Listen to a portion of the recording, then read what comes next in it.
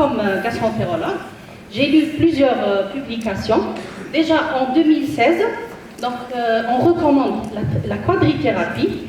Donc après avoir lu les guidelines publiés dans le GUT 2022, déjà il recommande de ne pas utiliser une trithérapie qu'après avoir fait une PCR, vu le problème de résistance donc, qui s'accroît dans le monde. Bien entendu, il y a une étude algérienne publiée en 2015 qui parle d'une résistance supérieure à 30% vis-à-vis de la clarithromycine.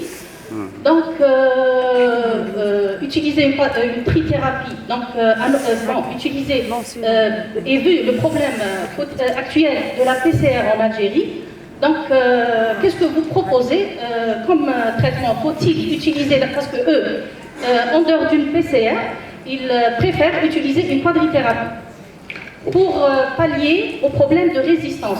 Donc chez eux, déjà la résistance est aux alentours de 15 vers 20%. À notre niveau 2015, c'est déjà 30%. En 2022, je ne saurais pas le taux de résistance à notre niveau. Très bien. Donc qu'est-ce que vous proposez? Très bien, la question, on attend le professeur Boudjelal.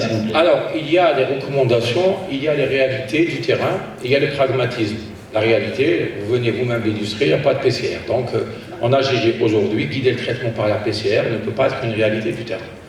Deuxième chose, on n'a pas complètement fermé la porte aux trithérapies. Vous voyez qu'en cas de résistance à la clarithromycine, c'est 2017, un peu plus tard que 2015, on peut toujours donner une trithérapie à partir de clarithromycine, et effectivement, sous réserve d'un test à la PCR. Donc, aujourd'hui, je pense qu'en AGG, on s'oriente vers une stratégie basée en première ligne sur la quadrithérapie combinée, et en deuxième ligne, sur un traitement à base de lévofloxacine.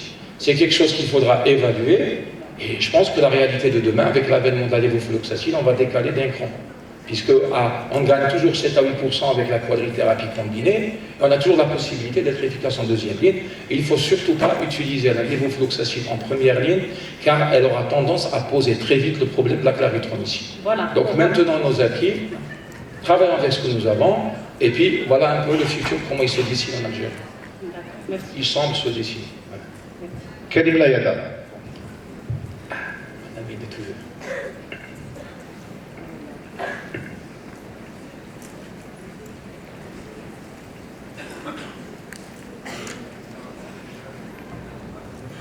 Merci Amy pour ta présentation. Je pense que la lévofloxacine, quand elle a été introduite il y a quelques années, elle a été très largement utilisée par nos amis généralistes et même les gastro. Donc je ne crois pas qu'il soit raisonnable de la proposer sans avoir une preuve scientifiquement.